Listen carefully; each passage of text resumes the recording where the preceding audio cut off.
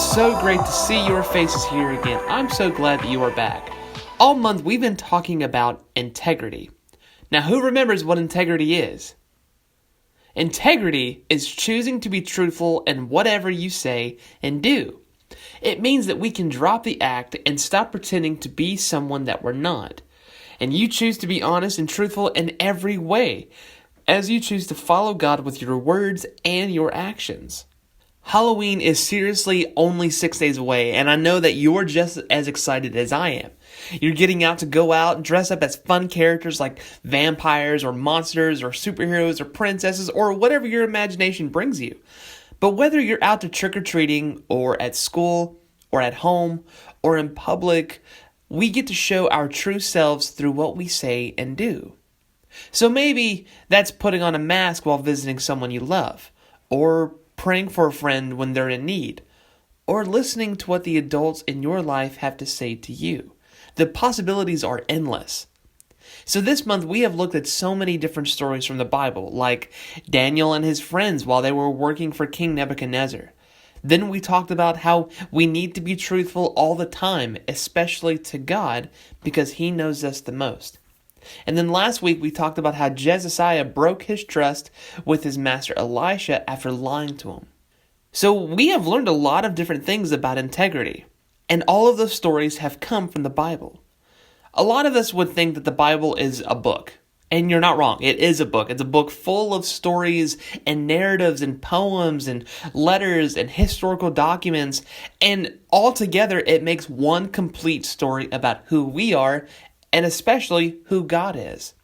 Some of the stories that we see in the Bible, we see how God is moving through people just like us, who maybe don't have everything together and who are just learning how to be the people He needs us to be. And one of those people that we're going to talk about today is Paul. Now, you've probably heard this story a dozen different times, how the murderer of Christians had turned missionary and how he began traveling all over the nation to tell the story of Jesus.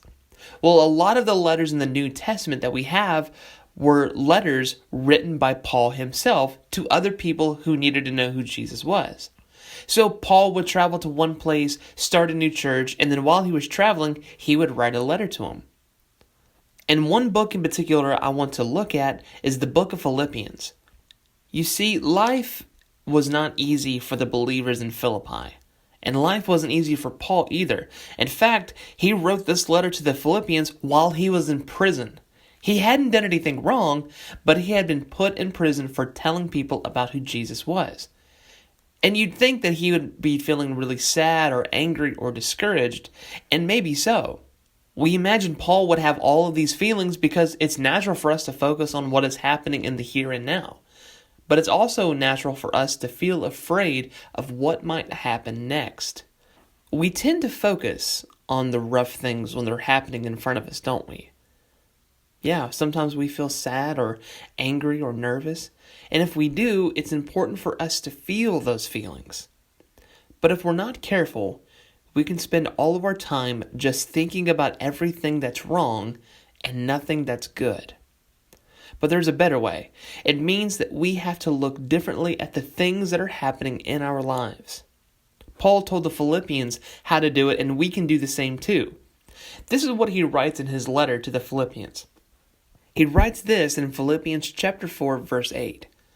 Finally, my brothers and sisters, always think about what is true.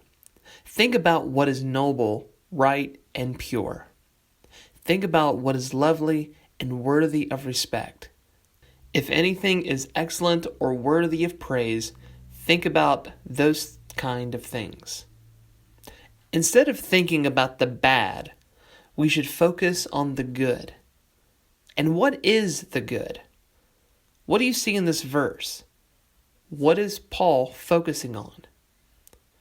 There's a great list here of things that are good. Things that are right and pure, things that are lovely and worthy of praise to God.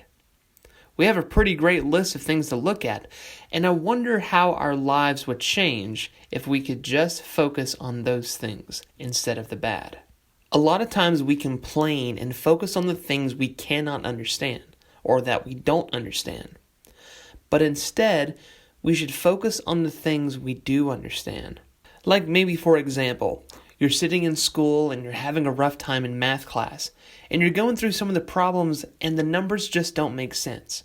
So instead, you practice on problems that you do understand, that you are good at. Or you might focus on other subjects at school that you're good at as well. Maybe you're better at English or history, and you focus on that first, and then you come back to the problem you don't know. And what if we looked around to see who might be able to help us with the harder stuff? More than likely, you can find a parent, an older sibling, a teacher, or the adult in your life who is willing to spend some extra time with you to help you understand the problem you're going through. If you choose to be a positive attitude and look around for help, you can turn a bad situation into something good.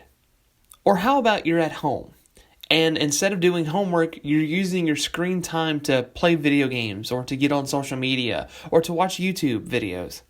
Now, your parents probably give you a limit on that, and maybe you think it's not quite long enough. Every time the timer goes off or they tell you your time is up, you just get mad and frustrated. And maybe you think that it's not fair and you start to shout at them.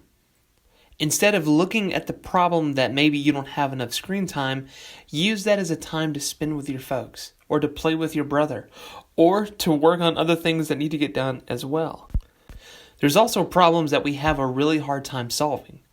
Earlier this year, everything had to shut down because a scary virus came into play and a lot of people had to go home. In fact, school wasn't open for a long time. We couldn't go out to have fun. We couldn't go to birthday parties. Or maybe you had a birthday and you couldn't have a party because too many people would be at your house. We missed some of our family. We missed some of our friends. We missed out on all the fun events this year. We had to change the social norm on how we do things because we didn't want other people to get sick. And maybe you know somebody who got sick during this time. Looking back on all that, it would be easy only to remember the difficult and frustrating and sad things. But what if we looked at the time in our lives in another way? What if instead of focusing that we had to stay home, we focus on the memories that we created while we were there? Maybe you played a lot of games with your folks. Maybe you got to work on a really cool story or draw a really nice picture while you were at home. What were some of the good things that happened to you this year? Sometimes they're easier to remember, sometimes they're not. But what I'm trying to say is this. When we look at life the way Paul talked about in his letter, it doesn't mean that things aren't hard or that they won't be hard for us in the future. But if we choose to focus on what is good in our lives and what God is doing now, it allows us to see the good things that are happening instead of the bad. We can always remember what's true about God, that He loves us, and He always loves us, and He will always be with us through the tough times no matter what. You and I can choose to do this, and this is what we're going to walk away today. Focus on what's true. When we think that way, we can have joy, even in the times that are hard. We can focus on how good God is and how God is working in our lives every single day. Then we'll see the world in a more truthful way. I think it's really fascinating that how we think has so much to do with our integrity. See, we make the wise choices when our minds are set on what is good, on what is right, on what is noble, and worthy of praise. We can choose to focus on what's true, that God made us, that God loves us, and that God has a plan for us in our lives. Then we'll be able to see the good that's all around us. I want you to repeat after me. Focus on what's true. It can be hard for us sometimes when life doesn't go our way or the way that we want it to. When Jesus was with His disciples and He was carried away to die on the cross, it seemed like the worst possible thing could happen. They couldn't see how it was a part of God's plan. But when Jesus came back to life, they realized that God's plan was good to the end. And I also think it's so important for us to think in a truthful way. Living with integrity means not only being truthful, but also focusing on what's true. So when you feel frustrated because you have to get off the screen or focus on the fact that you have parents who love you and care about you and what's best for you, instead of getting annoyed with your little brother or sister, focus on the fact that it's kind of cool to have someone who looks up to you. Instead of being sad or missing out on the good things, focus on the things that you can do instead. If you choose to look for the good and true and excellent things, you'll find them all around. No matter how old we grow up to be, we know that the people we are in the here and now are the most important, and we can feel good about being who we are. But feeling good doesn't come from anyone liking us because we act cool or we pretend to be someone that we're not. It comes from the person within us, the one who is loved by God the most, and who knows how to love themselves and to love their neighbor, who is seen and heard by the people all around them and are loved because they are the real people. There will be times when we feel really good about ourselves, but there will also be moments where we feel really bad about ourselves.